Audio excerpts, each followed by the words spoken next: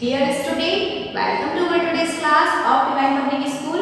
Student, yesterday video में हमने mean, median and mode ungroup data का मीन, मीडियन एंड मोड कैसे find किया जाता है, ठीक है, इस पर हमने सॉल्यूशन भी किए थे, एग्जांपल सॉल्व किए थे.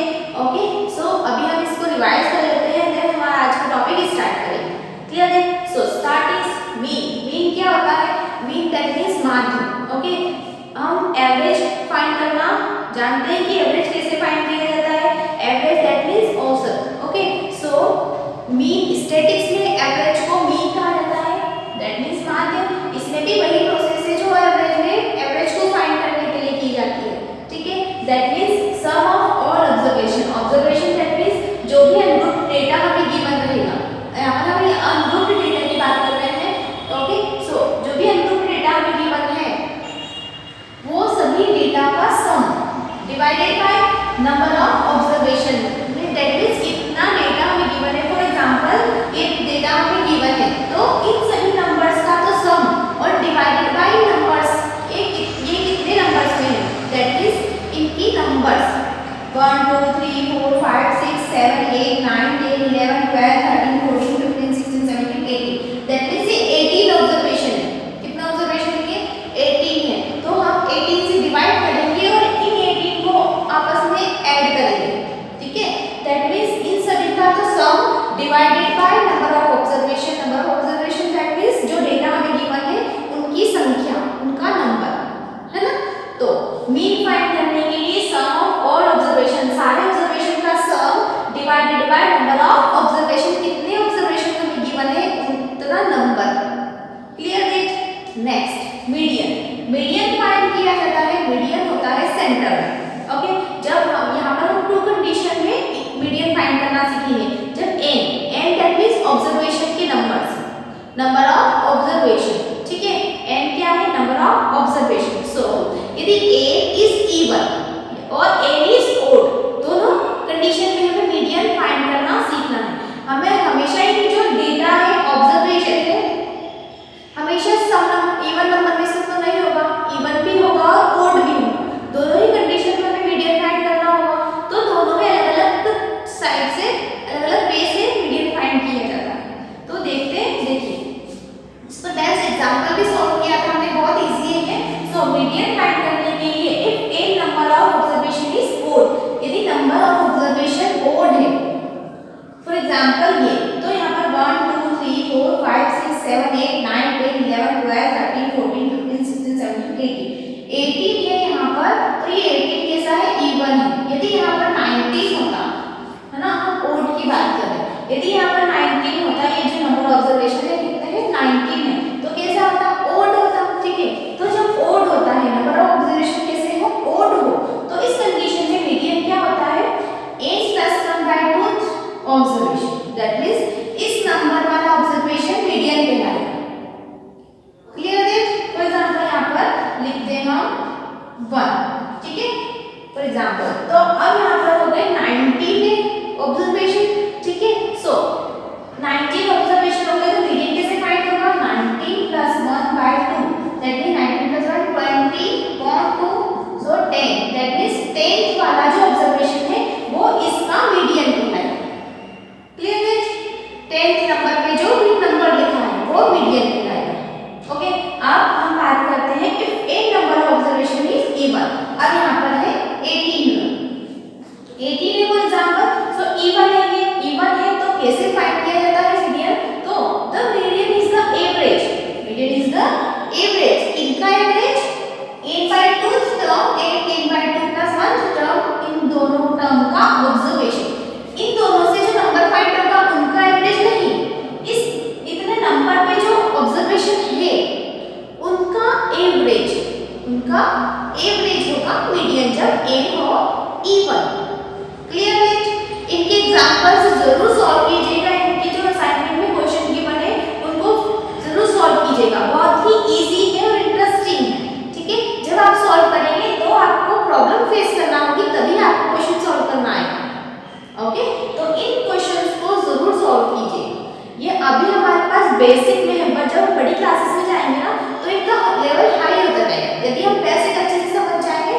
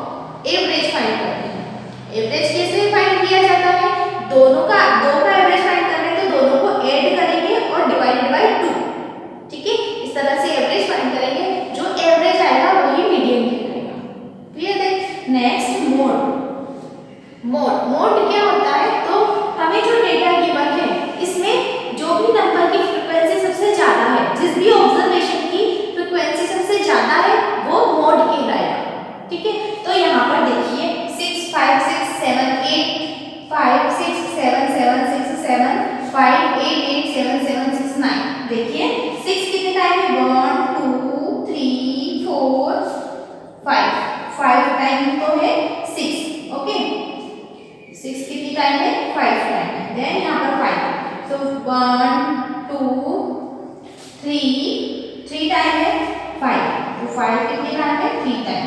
देन 7, ओके 1 2 3 4 5 6, 7 कितने टाइम लिखा है 6 टाइम लिखा है। देन कौन सा नंबर है 8 भी है, तो 8 कितने टाइम है 1 2 3, 8 कितने टाइम है 3 टाइम। अब कोई नंबर बचा है क्या, देखिए नहीं कोई भी नंबर नहीं बचा है। तो अब जिसकी फ्रीक्वेंसी सबसे ज्यादा है, यहाँ मैंने क्या लिखा है फ्रीक्वेंसी लिखी है। सो फ्रीक्वेंसी किसकी ज्यादा है 6 की 5 है, 5 की 3 है, 7 की 6 है। तो 7 की फ्रीक्वेंसी कितनी 6 सबसे ज्यादा है, तो इसका मोड कितना कहलाएगा 7, दैट इज आंसर। ओके यहाँ पर हम कैलकुलेशन है, कुछ भी नहीं करना है, मोड कैसे फाइंड किया जाता है ऑब्जर्व करिए। ये ऑब्जर्वेशन की बात है, इनको ऑब्जर्व कीजिए, देन जिसकी फ्रीक्वेंसी सबसे ज्यादा है वही हमारा मोड कहलाता है। क्लियर है। सो स्टूडेंट ये बहुत ही इंटरेस्टिंग और बहुत इजी टॉपिक है, इनको जरूर सॉल्व कीजिएगा। अब हम आज का टॉपिक स्टार्ट करते हैं। Student today's our topic is constructing bar graph. देखिए ग्राफ पेपर होता है जिस पर हम ग्राफ बनाते हैं, दैट मींस ग्राफ पेपर पर एक इस तरह से डिजाइन नंबर्स को रिप्रेजेंट किया जाता है कि उसमें हमें डिफरेंस फाइंड करना बहुत ही इजी होता है। तो बार ग्राफ को कैसे बनाया जाता है, बार ग्राफ 2 टाइप से बनते हैं, हॉरिजॉन्टली और वर्टिकली। क्लियर है। बार ग्राफ को हमें कंस्ट्रक्ट करना सीखना है कि बार ग्राफ को कैसे बनाया जाता है।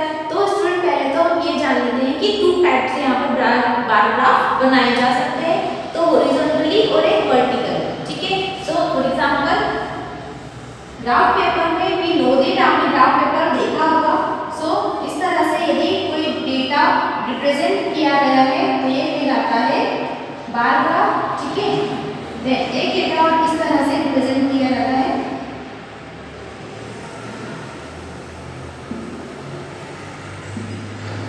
ओके।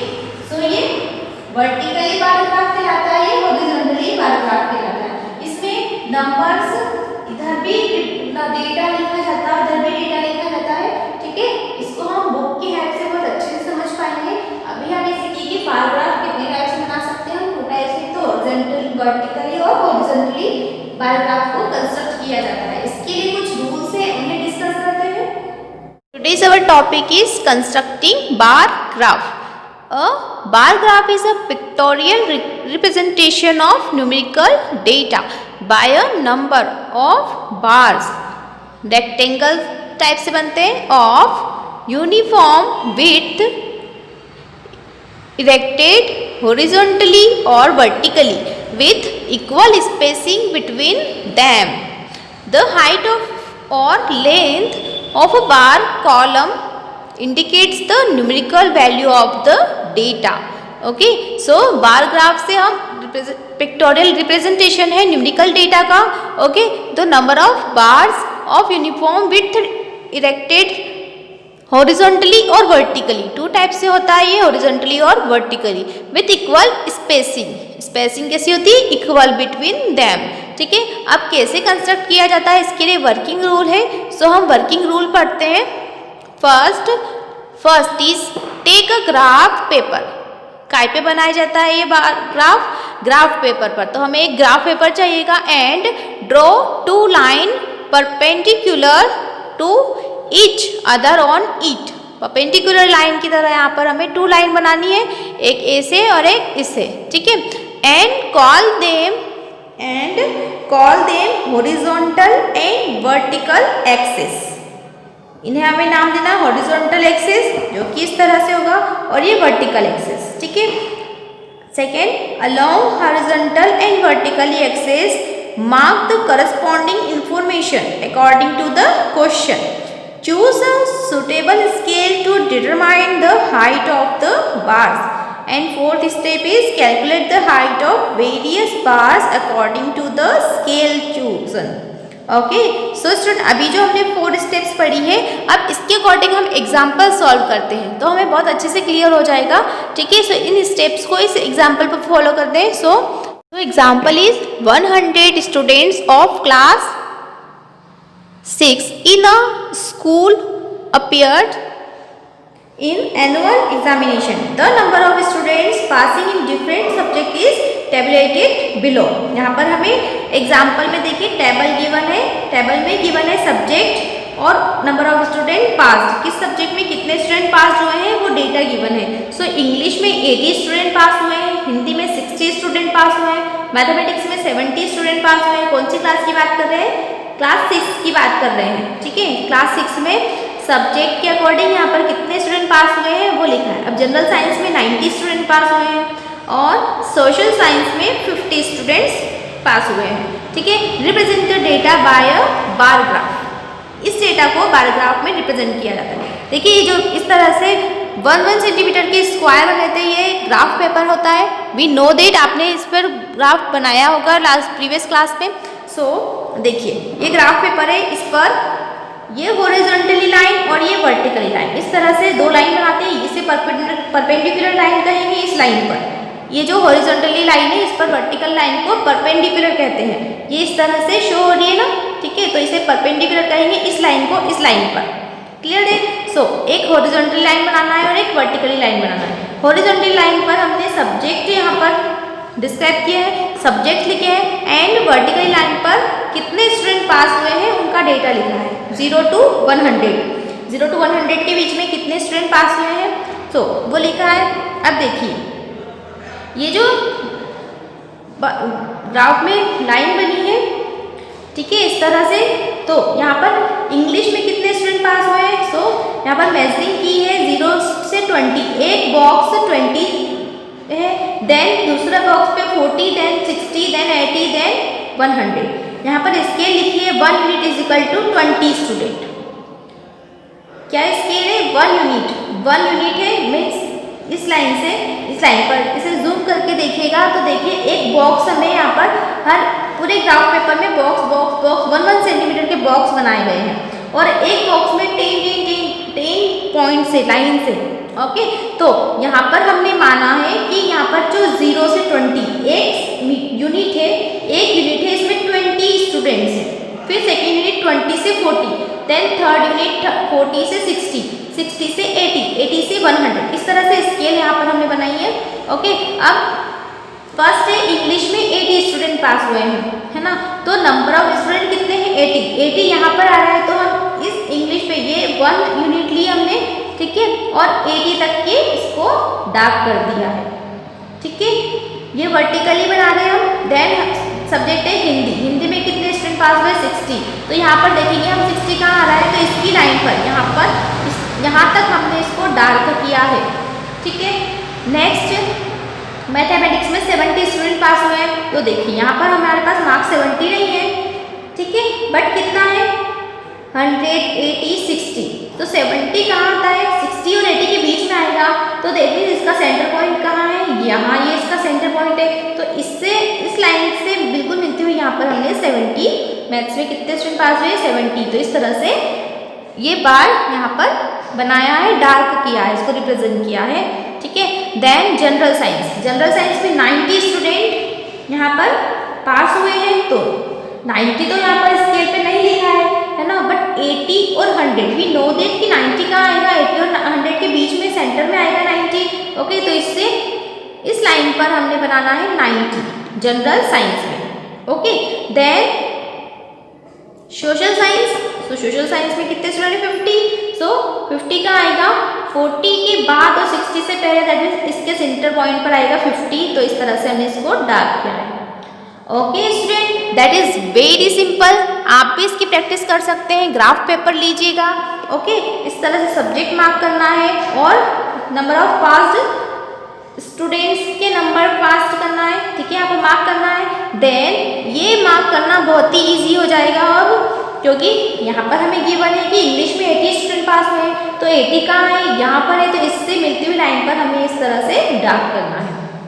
क्लियर है? यहाँ पर ये 1 सेंटीमीटर 1 यूनिट पर हमने इसको लिया है.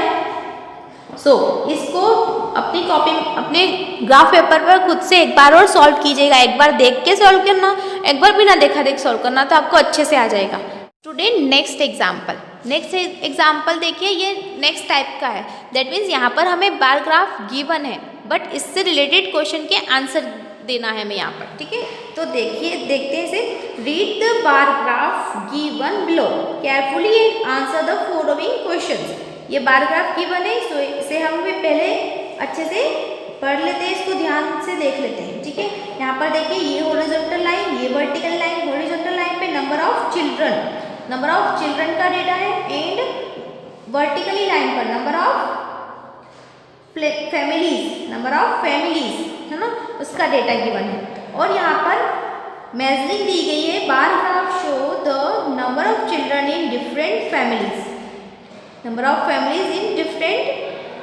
Of children in different family से है।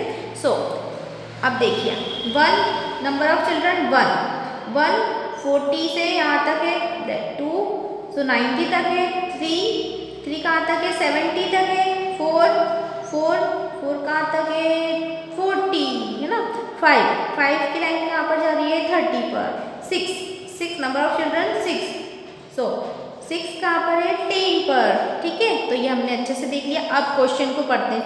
How many families have 5 children each? How many families have 5 children each?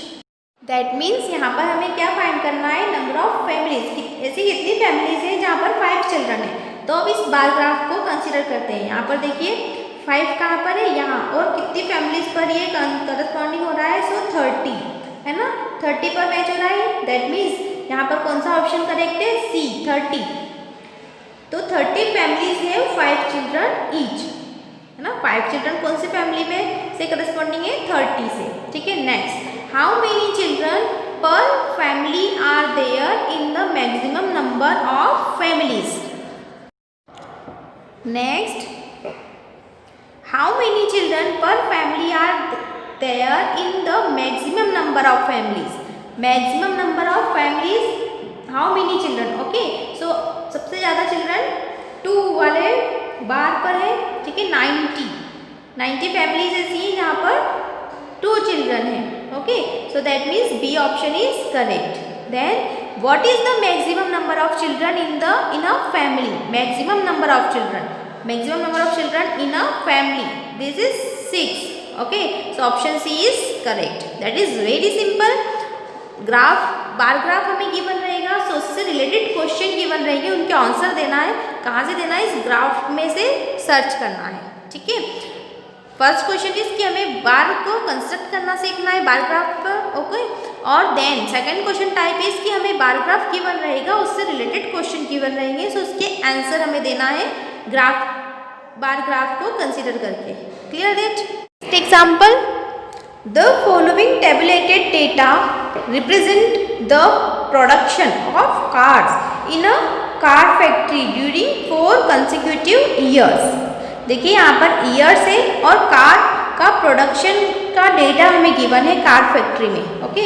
So year 2005 में number of cars in thousand में, सो 2006 में 11,000, 2007 में 7,000, 2008 में 9,000, ओके।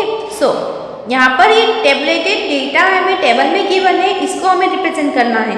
देखिए, इसमें बार ग्राफ बनाया है, सो ये कौन सा ग्राफ है, हॉरिजॉन्टली बार ग्राफ है, ठीक है। हॉरिजॉन्टली बार ग्राफ है, यहाँ पर भी एक हॉरिजॉन्टली और वर्टिकली लाइन बनाना है, ठीक है। तो बार ग्राफ में production of car and year, vertical line पर ईयर्स शो किए गए हैं एंड हॉरिजॉन्टल लाइन पे नंबर ऑफ कार्स इन 1000 में।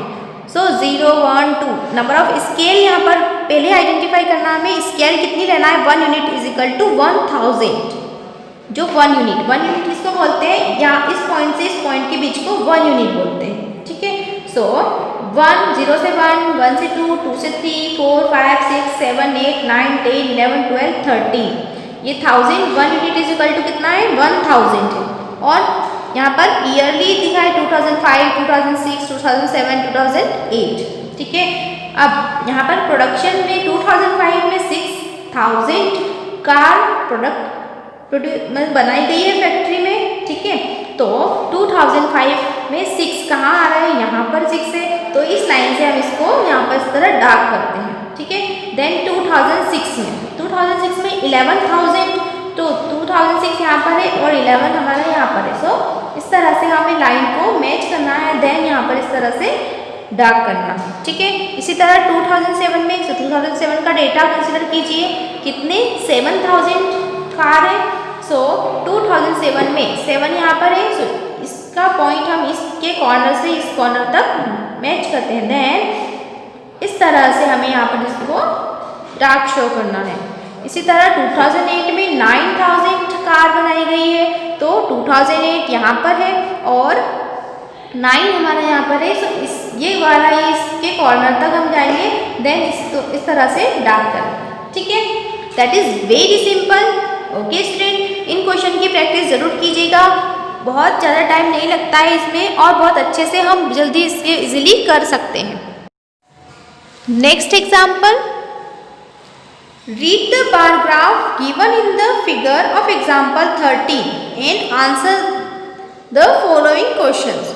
इस क्वेश्चन के लिए हमें ये ग्राफ कंसिडर करना है। इस ग्राफ के अकॉर्डिंग यहाँ पर हमें क्वेश्चन गिवन है, उन क्वेश्चन के आंसर हमें इस ग्राफ में से सर्च करके लिखना है, ठीक है। सो स्टार्ट करते हैं। First, what is the general information given by the bar graph. इस ग्राफ से हमें क्या इंफॉर्मेशन मिलती है। यहाँ पर कार फैक्ट्री में कार बनाई गई है, तो 1000 में कार है और ईयरली वाइज यहाँ पर हमें डेटा गिवन है कि 2005 में कितनी कार बनाई है। सो 6000, 2006 में 11000 कार बनाई है, प्रोड्यूस की गई है।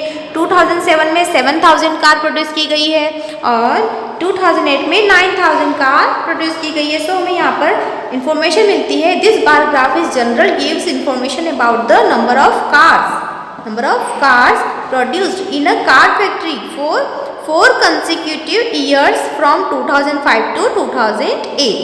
2005 से 2008 में कितनी कार को प्रोड्यूस किया गया। सो यहाँ पर ये हमें इंफॉर्मेशन मिलती है, ठीक है। Then second question is in which year the production of cars was the maximum. What is the maximum number of cars produced during that year. अब इस ग्राफ में हमें ये सर्च करना है कि कौन से ईयर में सबसे ज़्यादा कार बनाई गई और कितनी बनाई गई। तो सबसे ज़्यादा वाली हाईलाइटेड वाली बार ये है, दैट मीन्स 2006 में सबसे ज़्यादा कार प्रोड्यूस की गई 11,000।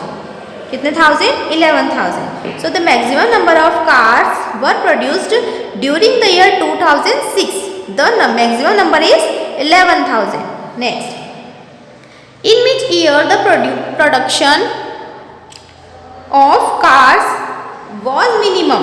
What is the minimum number of cars produced during that year? अब हमें मिनिमम कार देखना है, कौन सा ईयर था जिसमें मिनिमम कार प्रोड्यूस की गई। सो मिनिमम दैट मीन्स यहाँ जो सबसे कम हाईलाइटेड होगा वो, दैट मीन्स ये 2005 में ऐसा ईयर है जिसमें मिनिमम कार प्रोड्यूस की गई 6000। So the minimum number of cars were produced during the year 2005, the minimum number is 6000। Next, what is the difference between the maximum and minimum production of cars? Difference find करना है maximum और minimum का। So is 5000, ठीक है। maximum 11,000 car और minimum 6000 car, तो maximum और minimum का difference is 5000। Next, what is the difference in the production of car during the year 2006 and 2007? 2006 और 2007 में कितनी कार प्रोड्यूस की गई, तो उनका डिफरेंस फाइंड करना है। सो दैट इज दिस 11,000 और माइनस 7,000, सो डिफरेंस इज 4,000।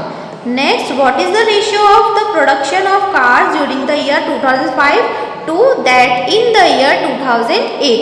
अब देखिए इसमें 2005 में कितनी कार, 6,000, ओके, और 2008 में 9,000। सो 2005 में कितनी है, 6,000 और रेशियो फाइंड करना है हमें 9,000 का, ओके। तो that is 2:3। Clear that. So student, question भी यहाँ, आंसर भी यहाँ, तो हम बहुत इजीली कर सकते हैं, है ना। तो स्टूडेंट इन क्वेश्चंस की प्रैक्टिस ज़रूर कीजिएगा, इनको सॉल्व कीजिए। आपको असाइनमेंट 13.3 होमवर्क में करना है, आपकी कॉपी में इसके सारे क्वेश्चन सॉल्व करना है आपको। Clear that. आज के लिए इतना ही। आज हमने जो पढ़ा है उनको रिवाइज कीजिएगा, उनकी प्रैक्टिस कीजिएगा, ओके। नेक्स्ट वीडियो में हम इस टॉपिक, प्रोबेबिलिटी टॉपिक पर डिस्कस करेंगे। इसे सीखेंगे क्या होता है, कैसे फाइंड की जाती है, Clear that? So, thank you.